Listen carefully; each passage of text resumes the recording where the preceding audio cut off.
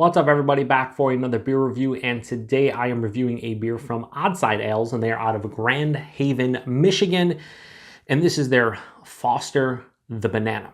So they are calling this a barrel-aged Imperial Ale, and underneath it says Imperial Ale brewed with lactose, aged in bourbon barrels with bananas, brown sugar, vanilla, and cinnamon added. Comes in at 9.25% alcohol by volume. What are they, Lagunitas? And no IBUs listed at the time of review. This bottle is approximately 6 weeks old. And I want to give a huge thanks and shout out to a good friend of mine and viewer of the channel, Jeff, aka NoJinx, for hooking me up with this one. He hooked me up with this one and Triple Mash Triple Mash Dragon's Milk from New Holland recently. So I'll post a link in the description box to the beer mail unboxing video I did that contained both of the beers. So thank you very much, Jeff. I truly do appreciate it. So I saw Brad Allison and his wife Jessica review this on their channel recently.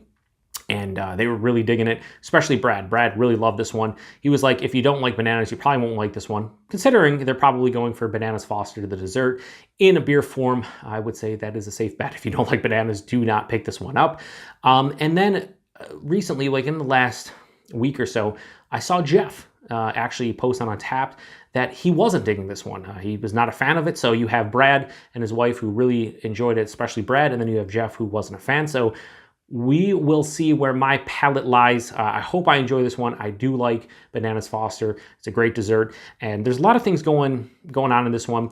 The only thing that concerns me is that they call it Imperial Ale. It's like a generic, I guess catch-all American strong ale. I think on tap it says like blonde ale, maybe. I'd say more of just an American strong ale, right? So anyway, I want to get into this one. I really like what Oddside does for the most part. They're always very interesting. I just dig them. But at the same time, I got to be honest with you guys. So hopefully this beer is enjoyable. So I'll put the cap over here and then we'll give it a pour in the Kunin glass and we'll go from there. So yeah, pouring out like, honestly, it looks like an American strong ale. It honestly has barley wine vibes to it. If you just look at it like an unfiltered barley wine type of thing going on here. So yeah, that pours out this really like brassy, deep copper color. Has about a quarter of a, I'm gonna say light tan head, definitely off white, maybe light tan. I don't know. Let me give it a little bit of swirl here and see if we can generate a better head here. Yeah, I'd say tan. That's a tan head. Like I said, somewhat unfiltered, but there's a little bit of haze to it. Anyway, yeah, it looks like to me like American strong ale. It really does. Like something like Arrogant Bastard, but maybe not as dark. Let's get a nose. Yeah, fucking bananas for days. This smells great. So banana beers are kind of weird for me. Wells banana bread beer is what everybody kind of knows when it comes to banana beers. There's a lot of people that love that beer. For me, I'm not a fan. I've never been a fan. Probably will never be a fan. I like the candied banana flavor. Like you get like Runts candies. Remember the Runts candies, the banana flavored ones? I like those. Just don't want them in my beer, and I kind of get that from the Wells. I don't feel it's authentic for my palate. Now, you might think differently, and that's okay. That's what beer's about, right? Everybody has a different opinion. That's cool. For me, Wells Banana Bread beer, not one I will probably... I might review it at some point just to review it, but for me, I just don't really dig it. But the New Holland Dragon's Milk, the banana coconut one, all the banana. Not much coconut, but it was authentic, great banana. And I'm kind of getting a real banana in this. Yeah, this is straight up like you just started, peeling open a banana. Oh, my God. And then get the barrel underneath. There's vanilla here. They add vanilla to it. There's a little bit of like a cinnamon spiciness too. Big brown sugar. Big burnt sugar. I couldn't tell you exactly brown sugar. There's a burnt sugar like caramel plus brown sugar, toffee, things of that nature. It smells like it's going to be super sweet. Like super sweet. Because that banana's screaming. The vanilla's screaming. Big barrel characteristic. Like a big just bready malt component too. I could just sit here and smell this fucking beer because right now, aroma-wise, for me, it's crazy. 5 out of 5. Aroma on this is fucking just killer. I love everything about this aroma. Tons of banana, vanilla, barrel, the cinnamon spiciness, the burnt sugar. This smells dynamite. So I'm hoping, please let it carry over into the taste. Cheers, everybody, and thanks again, Jeff.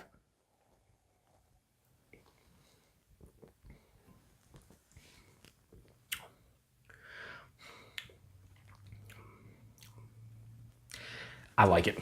It's delicious.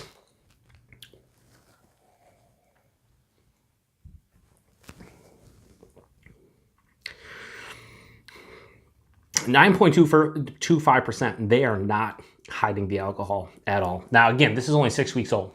If you sat on this for maybe 6 weeks or 6 months, I think this would die out. Maybe a year, maybe a couple years. It is boozy. It is a palate shock in terms of just the alcohol. Yeah, holy shit. It's boozy. On the palate, into the chest, into the stomach. Just a huge warming. It's boozy. But I really like the flavors. There is an authentic banana vibe to this one. It's there. Hits you right up front. Banana, banana, more banana. The vanilla comes right after it, and then there's a big barrel characteristic with more vanilla, a little bit of oak tannin, a little bit of just straight on spirit characteristic.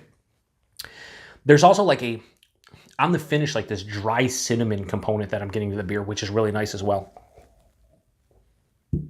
There's an omnipresent burnt sugar characteristic, brown sugar, sure, toffee, caramel, things like that. That's what I'm getting on the palate.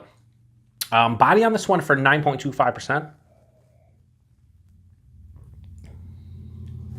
It's like higher side of medium body, lower side of full body. I would prefer, and this is just a personal preference, I think I remember Brad saying that he thought it was like full bodied and like, you know, big. I would like to see this a little bit bigger. I would, you know, at best give it lower side of full body. It's not chewy, it's not syrupy, it's not thick. And if you're replicating a Bananas Foster in beer form, I'd want this to be, you know, big and thick and chewy. But it's really not. It's just, it has, you know, a lower side of full body, so there's a bit of heft here. But I think I'd want this to drink more like a 10, 11% beer as far as the body goes. The mouthfeel on this one, it has carbonation, but there is also a slight like smooth and creaminess from the banana, a little bit from the vanilla, whatever the case may be. There is a smooth creaminess here. Not too much, just a little bit. It's there. I will say this from the get-go. It is sweet. It is pretty sweet. It's not overly sweet. This is not cloying in any aspect whatsoever. But from the banana to the burnt sugar to the vanilla, there's a lot of sweetness here. But that drying cinnamon character on the back end and a slight bitterness kind of cuts it ever so slightly, still leans more towards the sweet side of things. So if you have a sweet tooth and you're going to pick this up because you're looking at the beer and you're saying, Foster the banana, they going for Bananas Foster? They are. And I think they've done a pretty fucking fantastic job at, you know, kind of replicating a Bananas Foster in beer form. Aside from that alcohol, I guess we're spoiled nowadays, 9.25%.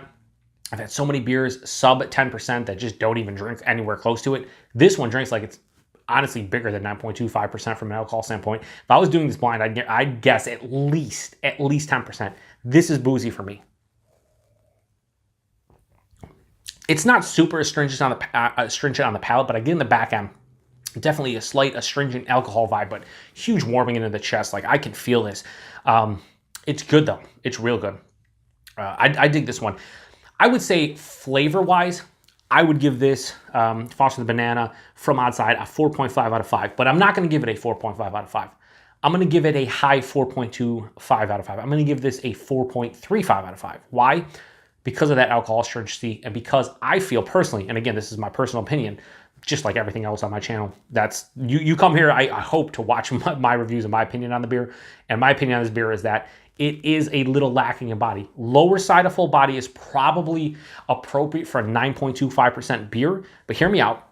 When you're doing a beer like this and it's replicating a dessert like a Bananas Foster that has nice creaminess and just, you know, you're eating the banana and the ice cream and everything, I just want a little bit of like syrupy component to this one, and I don't get it personally. So I'm going to give this a high 4.25 out of 5. I'm going to give a 4.35 out of 5. Still a great score. Still a delicious beer. Still a beer I'm going to enjoy every second of drinking the rest of this one. So Foster the Banana from Oddside, high 4.25 out of 5, 4.35 out of 5. So I guess at the end of the day, I lean more towards Brad and Jessica than Jeff, but that's the great thing about craft beer. We all have different palates, as I said.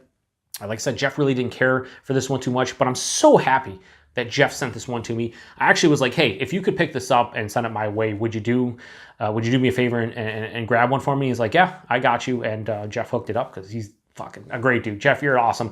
So price point on this one, I don't remember, Jeff. If you post in the comment section, let me know the exact price. I think you said it was like $7.99 a bottle. That's expensive, 9.25%, but all those ingredients, barrel aged, the whole nine, I would pay that again for this. I would actually grab a couple bottles and age them, because I think with some time, probably around 6 months, I think this is going to be drinking phenomenally well. Like, it's going to be one of those beers, I think, where the alcohol dies out and you get maybe more robust, cohesive flavors. And yeah, I'd love to try this in like 6 months, but I think it was $7.99 per bottle. And I think it got distribution across Michigan, very limited quantities. I want to say Jeff said it was like 1 or 2 bottles per person at a place he went to. So yeah, I mean, he got one for himself and one for me, so probably 2. I don't know. Jeff, post in the comment section about the price and the availability. I really appreciate it if you did so, as much as I appreciate you hooking me up with this one. So thank you very much, Jeff. And thanks to everybody for stopping by another beer review here on the Beer Patrol. If you've had this one before, let me know what you think about it, because I'm digging it. Appreciate you guys stopping by. Till the next one. Cheers.